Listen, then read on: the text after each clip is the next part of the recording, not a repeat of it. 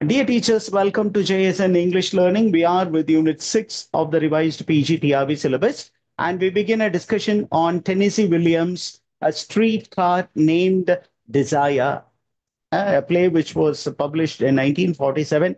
அப்போ Tennessee Williams யாரு அப்படிங்கும்போது டென்னிசி வில்லியம்ஸ் அப்படிங்கிறவர் he's a very famous American writer who lived between 1911 to 1938. Sorry, 1983. A slip of a tongue அங்க இருக்கு. Okay, Tennessee William 1911 1983 வரையிலும் அமெரிக்காவில் வாழ்ந்த ஒரு ஃபேமஸான ரைட்டர். அவருடைய நேம் பாருங்களேன், original name was Thomas Lanier Williams. அப்ப ஏன் சார் டென்னிசி அப்படின்னு வச்சாருன்னா, அவங்க அப்பா வந்து டென்னிசி அப்படிங்கிற ஒரு மாகாணத்தில் வாழ்ந்தவர். அந்த மாகாணத்திற்கு என்ற ஒரு தனிப்பட்ட பெருமை உண்டு. அப்ப தன்னுடைய அப்பா பிறந்த அந்த ஊரினுடைய பாரம்பரியம், பெருமை, சிறப்பை காலகாலத்திற்கும் அது எடுத்து சொல்ல வேண்டும் என்பதற்காக தன்னுடைய பெயர் தாமஸ் லேனர் வில்லியம்ஸ் என்பதை டென்னிசி வில்லியம்ஸ் என்று பெயர் மாற்றம் செய்து கொண்டார். இஸ் இன்ஃபர்மேஷன் கிளியரா இருக்கா? இவருடைய ரைட்டிங் எப்படி இருக்கும் அப்படின்னு கேட்டீங்கன்னா, his writing capture the emotional depth, psychological complexity and poetic lyricism that is rarely seen in modern theater. அப்ப மாடர்ன் தியேட்டர்ல ஒரு சில எலிமெண்ட்ஸ் இருக்கு, ஆனா அதுல இல்லாதது என்ன அப்படின்னா அந்த இமோஷனல் டெப்த்.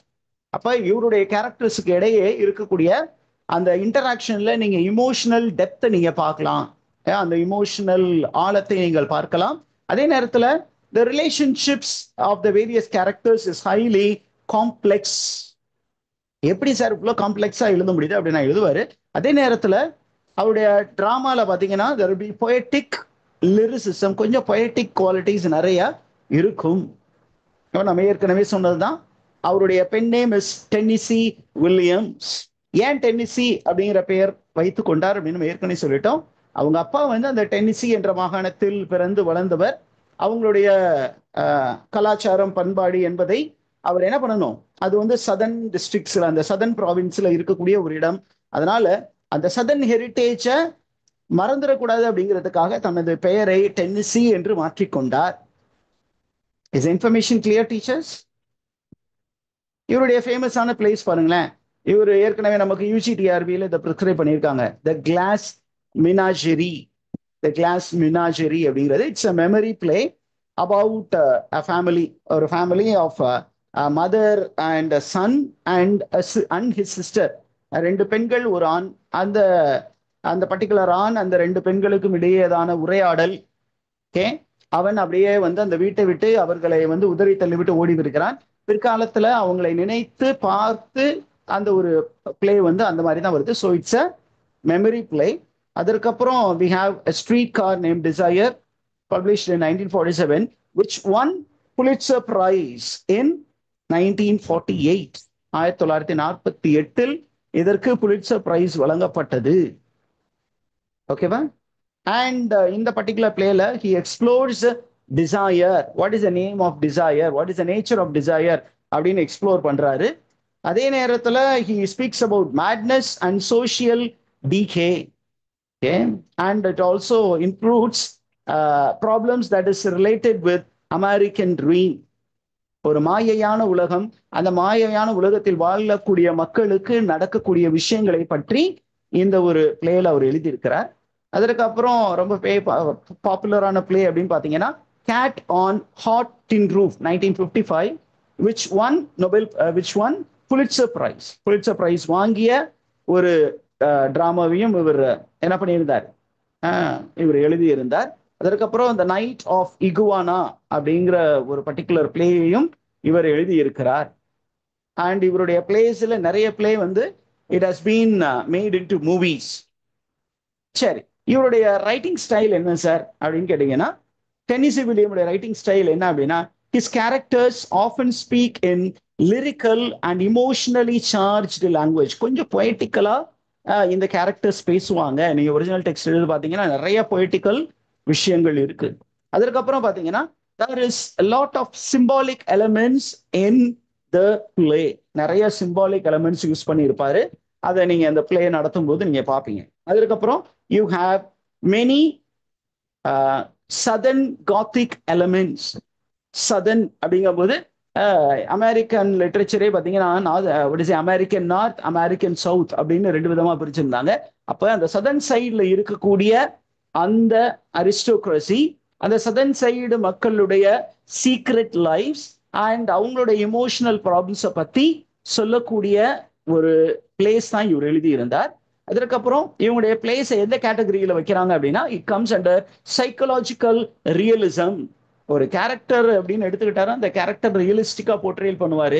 அதே நேரத்துல அந்த கேரக்டருடைய சைக்கலாஜிக்கல் ப்ராப்ளம்ஸை அப்படியே படம் பிடித்து காட்டக்கூடிய விஷயம் இவர் செய்து இருக்கிறார். சரி, இவருடைய பிளேல மேஜர் தீம் என்ன சார் அப்படின்னு கேட்டீங்கன்னா, theme of isolation and theme of desire. ஐசோலேஷனா தனிமைப்படுத்தப்படுதல், டிசையர் அப்படின்னா ஆசை, ஓகே, ஒரு ஆவல், வேட்கை அப்படிங்கிற விஷயம் எல்லாம் அவருடைய பிளேல டிஸ்கஸ் பண்ணப்பட்டு இருக்கிறது. சரி, இப்போ நம்ம டைரக்டா பிளேக்குள்ள போயிடுவோமே. நம்ம பிளே என்ன பிளே?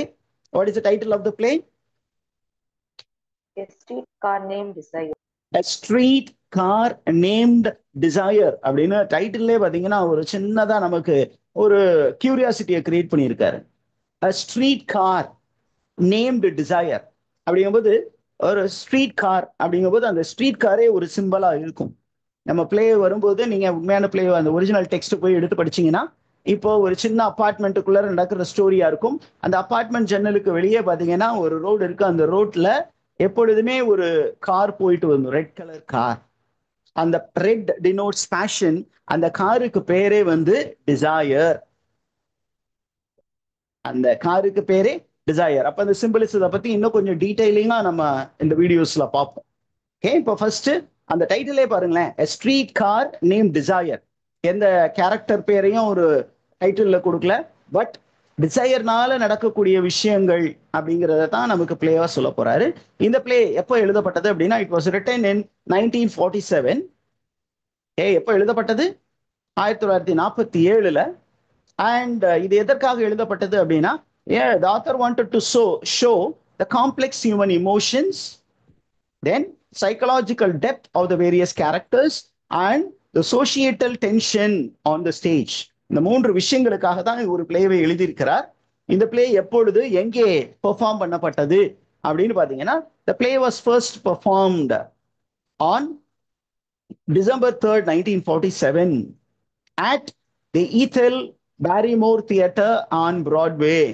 ஆனா நீங்க சும்மா போய் வெளியில அந்த நோட்ஸ் எல்லாம் படிச்சீங்கன்னா, it was performed on Broadway தியேட்டர்னு சிம்பிளா கொடுத்துருப்பாங்க. பிராட்வே தியேட்டர் அப்படின்னா அது கொஞ்சம் அம்பிகுவஸா இருக்கும்.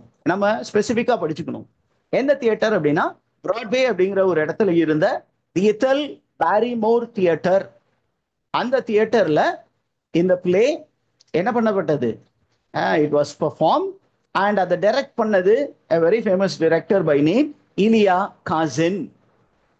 And it was published in the same year by the New Directions Publishing Corporation, and it was awarded Pulitzer Prize for Drama, the highest literary prize. அமெரிக்கால highest literary prize கொடுக்கப்படும். அது என்ன அப்படின்னா Pulitzer prize.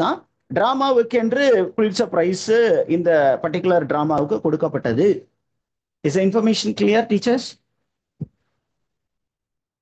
இந்த பிளேல நம்ம author என்ன பண்ணியிருக்கிறாரு அப்படின்னா, வேர்ல்டு வார் 1, 2க்கு முன்னாடி எப்படி அமெரிக்கா இருந்தது, வேர்ல்டு வார் 2க்கு பிற்பாடு எப்படி அமெரிக்கா மாறி போனது, என்ன மாதிரி கல்ச்சரல் டிரான்ஸ்ஃபர்மேஷன் வந்தது, எந்த மாதிரி சோசியல் டிரான்ஸ்ஃபர்மேஷன் வந்தது என்பதை பற்றியெல்லாம் நம்மை சிந்திக்கும் விதமாக இந்த பிளேவை எழுதியிருக்கிறார். ஓகே, அப்போ நமக்கு what is the setting of the play அப்படின்னு பாத்தீங்கன்னா, இந்த பிளே உடைய செட்டிங் என்ன அப்படின்னு கேட்டீங்கன்னா, it is the French quarter of New Orleans, Louisiana. French quarters of New Orleans. New Orleans அப்படிங்கிற ஒரு பெயர், ஒரு இடம். அந்த இடம் வந்து லூசியானா அப்படிங்கிற ஒரு சிட்டியில இருந்தது. அந்த இடத்தில் நடப்பதாக தான் நம்ம பிளேவை வந்து உருவாக்கி இருக்கிறார். Is information clear teachers? ஏன் சார் இவர் நியூ ஆர்லியன்ஸ் சூஸ் பண்ணார் அப்படின்னு கேட்டீங்கன்னா, Williams has stayed in new Orleans. New Orleans அப்படிங்கிற இடத்துல அவர் தங்கி இருந்திருக்கிறார். அந்த தங்கி இருக்கும்போது அந்த மக்களுடைய வாழ்வியல் முறைகளை, அந்த மக்களுக்கு இடையே இருந்த பிரச்சனைகள் எல்லாத்தையுமே அலைசி ஆராய்ந்து இருக்கிறார். அதை மைண்ட்ல வச்சுக்கிட்டு தான் என்ன பண்ணாரு அப்படின்னு கேட்டீங்கன்னா, அந்த தன்னை எழுதக்கூடிய பிளேயை வந்து நியூ ஆர்லியன்ஸ்ல செட் பண்ணாரு. சரி, நம்ம டைட்டிலுக்கு வருவோமே. இதை தனியாகவும் நான் போட்டிருக்கேன், இருந்தாலும் இங்கேயுமே நான் சொல்லுவோம். இந்த டைட்டில்ல பாத்தீங்கன்னா ஸ்ட்ரீட் கார் நேம்டு டிசையர் அப்படின்னு வச்சிருக்கிறாரு. அப்ப ஏன் சார் இந்த டைட்டில் கொடுத்தாரு அப்படின்னா, உண்மையாகவே இந்த பிளேல ஒரு ரெஃபரன்ஸ்க்காக ஒரு ஸ்ட்ரீட் காரை மென்ஷன் பண்ணியிருக்கிறாங்க. அங்க ஒரு ஸ்ட்ரீட் கார் லேன், ஒரு பர்டிகுலர் நம்ம ஒரு பஸ்ஸுக்குன்னு வச்சுக்கலாம், இந்த பஸ் எந்த லேன்ல போயிட்டு இருக்கு அப்படின்னு ஒரு ஏரியாவுக்கு போற பஸ்ஸுக்கு வந்து அந்த ஏரியாவுக்கு ஒரு லேன்னு பேர் கொடுத்துருப்பாங்க. அப்ப ஒரு ஸ்ட்ரீட் கார் லைன் இருந்தது. அந்த சிட்டியுடைய ஸ்ட்ரீட் கார் லைனுடைய பெயரு டிசையர். அந்த ஸ்ட்ரீட் காருடைய பெயரும் அந்த கார் ஓடக்கூடிய அந்த லேனுடைய பெயரும் டிசையர் என்று இருந்தது. இன்னொரு ஸ்ட்ரீட் கார் லேன் இருந்தது, அதற்கு பெயர் செமெட்ரீஸ். இந்த ரெண்டுமே நம்ம பிளேல ஒரு முக்கியமான அங்கம் வகிக்கக்கூடிய இடங்களாக இருக்கிறது, அந்த லேனாக இருக்கிறது. ஓகே, ஏன் சார் அப்படின்னு கேட்டீங்கன்னா, டிசையர்ல இருந்து செமெட்ரி நோக்கி இந்த கதை நகர்கிறது.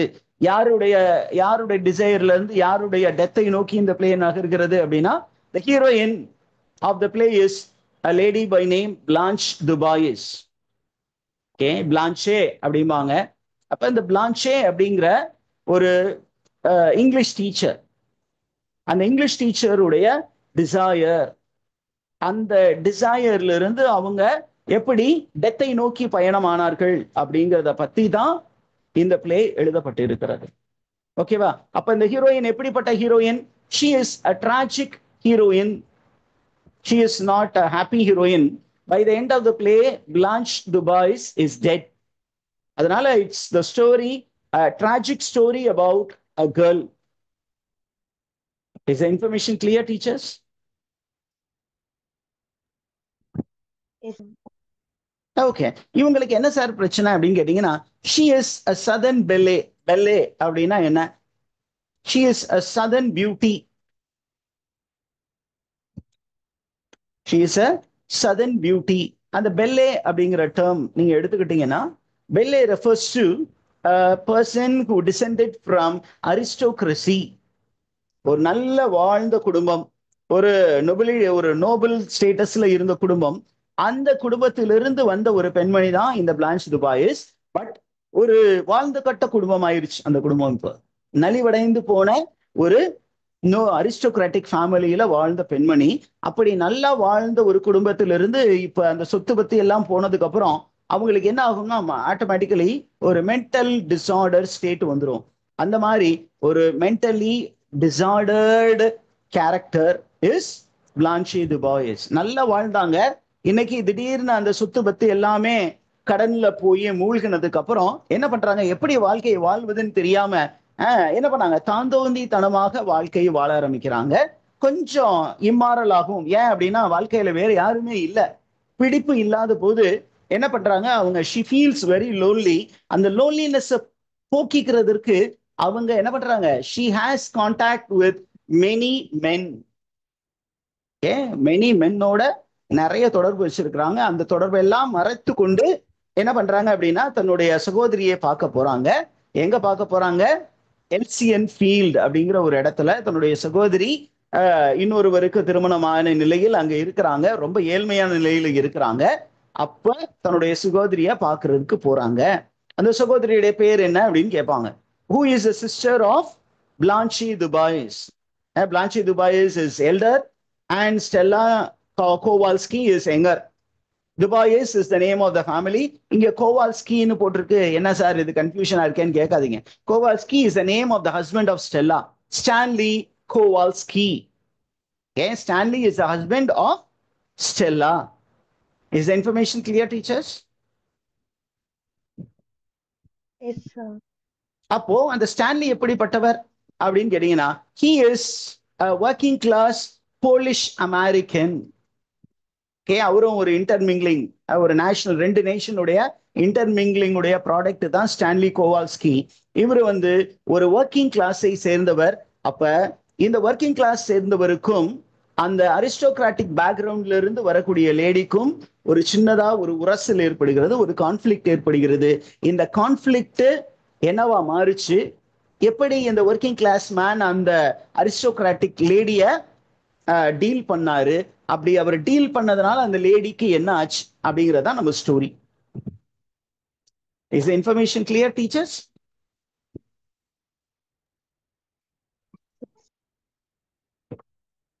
இப்ப இந்த பிளான்ஷே அப்படிங்கிறவங்க பாத்தீங்கன்னா வாழ்க்கையில எல்லாமே இழந்து போய் விரக்தியான நிலைமையில அங்க வந்திருக்காங்க. அவங்களுக்கு ஹோப்லெஸ்ஸா ஃபீல் பண்றாங்க.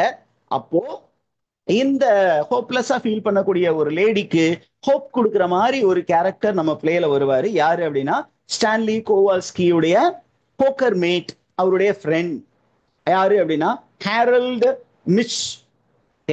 அது ஃபுல் நேம் இஸ் மிச்சல். அவர் வந்து பாத்தீங்கன்னா he will be dating with this lady, but இவங்களுடைய பாஸ்ட் லைஃப ஸ்டான்லி கிண்டி கிளறி கண்டுபிடிச்சு ஹேரல்டு மிச்சு கிட்ட சொன்னதுக்கு அப்புறம் அவரு சொல்லுவாரு, சீ நீ இந்த மாதிரி மோசமான லேடியா அப்படின்னு சொல்லிட்டு அவளை வந்து கை நழுவி விட்டுட்டு போயிடுவான். அப்போ அவ வந்து என்ன பண்ண மனமுடைந்து இருக்கிற நேரத்துல அவ சொல்றா, என் வாழ்க்கை நல்லா மாறிடும்னு நான் நினைச்சேன், நீ இந்த வாழ்க்கையை எப்படி மாத்தி விட்டுட்டியே அப்படின்னு ஸ்டான்லியை கான்ஃபிடன்ட் பண்ணும்போது, Stanley is a very masculine man. அவன் என்ன பண்ணுவான் அப்படின்னா தன்னுடைய ஒய்ஃபை வந்து டெலிவரிக்காக ஹாஸ்பிட்டல்ல விட்டுட்டு வந்திருப்பான். அவனுக்கு ஒரு கோபம் ஸ்டெல்லா யார் மேல, பிளான்ச் மேல. என்ன அப்படின்னா பிளான்ச்சுக்கும் ஸ்டெல்லாவுக்கும் சொந்தமான ஒரு வீடு இருக்கு, பெல்லி ரீவ் அப்படின்னு அவருடைய பூர்வீக வீடு. அந்த வீட்டை என்ன பண்ணிட்டா இவ ஊதாரியாக இருந்து யாரு வீணா அதை வந்து வித்துட்டா, பிளான்ஷே ஊதாரித்தனமாக இருந்து என்னாச்சு கடல்ல மூழ்க விட்டுட்டு தான் இங்க வந்திருப்பா. வந்து அதை சொன்னதுக்கு அப்புறம் இவளுக்கு பயங்கர கோபம். ஏன்னா அவன் கொஞ்சம் ஆசையோடு இருந்தான். என்ன அப்படின்னா அந்த பெல்லே ரீவ் அப்படிங்கிற அந்த பூர்வீக வீட்டை வித்தாவது கொஞ்சம் அமௌண்ட் வரும். அந்த அமௌண்ட் வந்து யாருக்கு வரும், தனது மனைவிக்கு வரும். அப்போ அங்க ஒரு கோடு இருந்தது, என்ன அப்படின்னா நெப்போலியானிக் கோடு. அந்த நெப்போலியானிக் கோடு படி மனைவியோட சொத்து ஆட்டோமேட்டிக்கா ஹஸ்பண்டுக்கு வரும். அப்ப இந்த ஒர்க்கிங் கிளாஸ் லைஃப்ல எவ்வளவு தூரம் கஷ்டப்படுறது, கொஞ்சம் சுகபோகமான வாழ்க்கை வாழலாம்னு கனவுல இருந்தான். ஆனா அந்த கனவுல யாரு மண்ணை தூக்கி போட்டது, பிளான்ச் டுபாய்ஸ் மண்ணை தூக்கி போட்டுட்டா அப்படிங்கிற விஷயம் அவனுக்கு தெரிஞ்ச உடனே அப்பையில இருந்து அவன் வந்து என்ன பண்றான், இந்த ஒர்க்கிங் இந்த கேபிட்டலிஸ்ட் லேடி மேல கோபமா இருக்கான். இப்போ அவனுடைய ஒய்ஃப் ஹாஸ்பிட்டல்ல சேர்த்துட்டு ஃப்ரஸ்ட்ரேட்டடா அந்த ஹாஸ்பிட்டல்ல வெயிட் பண்ணி இருந்துட்டு இவன் வீட்டுக்கு கொஞ்சம் ரிலாக்ஸ் பண்ணலான்னு வரும்போது இந்த லேடிக்கும் அவனுக்கும் ஒரு கான்ஃபிளிக்ட் வருது. இப்ப ஒரு கேபிட்டலிஸ்ட் பேக்ரவுண்ட்ல இருக்க ஒரு லேடிக்கும் ஒரு ஒர்க்கிங் கிளாஸ் மேனுக்குமான கான்ஃபிளிக்டா அது மாறுது. அப்ப ஒரு மேன் வந்து ஒரு லேடியை எப்படி சார் பழி வாங்குறது அப்படின்னு கேட்டீங்கன்னா, the most animalistic way possible is to rape the lady. அவன் என்ன பண்றான், அந்த விரக்தியிலையும் கோபத்திலையும் என்னுடைய நான் ஒரு பெரிய கனவு கண்டு வைத்திருந்தேன், அந்த கனவுல மண்ணை தூக்கி போட்டுட்டீல, ரெண்டாவது என்ன இவ்வளவு தூரம் வந்து ரொம்ப கேவலமா எப்ப பார்த்தாலும் நான் ஒரு ஒர்க்கிங் கிளாஸ் பேக்ரவுண்ட்ல இருக்கேன், அழுக்கா இருக்கேன், என்ன ஒரு அனிமல்லாம் திட்டினில, இந்த வச்சுக்கடி அப்படின்னு சொல்லிட்டு அவளை போட்டு ப்ரூட்டலா ரேப் பண்ணிடுறான். Because of the rape, she becomes mentally upset. And you find that அதுக்கப்புறம் ஸ்டெல்லாவுக்கு குழந்தை பிறந்து வந்ததற்கு அற்பாடு ஸ்டெல்லா பாத்தீங்கன்னா தன்னுடைய கணவன் மீது கோவப்படணும்ல. அவ கோவப்பட்டாலுமே அவன் கணவனை விட்டு கொடுக்க முடியாத ஒரு நிலையில் இருக்கிறார். அந்த அளவுக்கு அவங்க ரெண்டு பேத்துக்குள்ள ஒரு கார்னல் பைண்டிங், ஒரு பிசிக்கல் பைண்டிங் இருக்கு. அதனால அவன் என்ன பண்றான், தன்னுடைய கணவன் பக்கமாக இருந்து விட்டு இந்த சகோதரியை வந்து ஒரு மென்டல் அசைலத்துக்கு அனுப்புற மாதிரி ஒரு ஸ்டோரிய வடிவமைத்து இருக்கிறார்கள். Is information clear teachers? இப்படிதான் அந்த ஸ்டோரியே போகுது. ரைட். இந்த பிளே மொத்தம் எத்தனை சீன்ஸ் சார் அப்படின்னு கேட்டீங்கன்னா, there is 13 scenes in the play. எத்தனை சீன்ஸ் சார் மொத்தம்? 13 scenes. 13 scenes. அதுல ஒவ்வொரு சீனுக்கும் பேர் உண்டா அப்படின்னு கேட்டீங்கன்னா இல்ல, ஒரே ஒரு சீன் மட்டும்தான் it is given name, and that one title is The Poker Night. It is titled as The Poker Night. இந்த பிளேல பாத்தீங்கன்னா ரொம்ப ரொம்ப ஹம்பிள் பேக்ரவுண்ட்ல ஒரு ஹவுஸ், எப்படின்னா ஒரு ஒரு ஒரு சின்னதா ஒரு அபார்ட்மெண்ட், அதுலயும் ஃபர்ஸ்ட் ஃப்ளோர் அபார்ட்மெண்ட். அந்த ஃபர்ஸ்ட் ஃப்ளோர் அபார்ட்மெண்ட்ல ஒரு கிச்சன், அப்புறம் ஒரு பெட்ரூம் அண்ட் த ஹால். இந்த பெட்ரூமுக்கும் ஹாலுக்கும் இடையில ஒரு வால் இருக்குமா அப்படின்னா இல்ல, ஒரு ஸ்கிரீன் மட்டும்தான். அப்ப இந்த ஸ்கிரீனுக்கு இந்த பக்கம் இருக்கக்கூடிய லிவிங் ரூம்ல இருக்கக்கூடியவங்க, அந்த சோஃபால படுத்து தூங்கக்கூடியவங்க, அந்த பெட்ரூம்ல என்ன நடக்குது அப்படிங்கிற விஷயம் எல்லாம் பார்க்கிறதுக்கு வாய்ப்பு இருக்கு, கேட்கறதுக்கும் வாய்ப்பு இருக்கு. அந்த மாதிரி ஒரு காம்ப்ளெக்ஸான ஒரு செட்டிங்கை வந்து நம்ம ஆத்தர் கிரியேட் பண்ணியிருக்காரு. இதுலயும் ஒரு கார்னர்ல பாத்தீங்கன்னா ஒரு போக்கர் கேம் விளையாண்டுகிட்டே இருப்பாங்க. அது யார் யார் ப்ளே பண்ணுவாங்க அப்படிங்கறதெல்லாம் நம்ம பார்ப்போம். Is information clear teachers?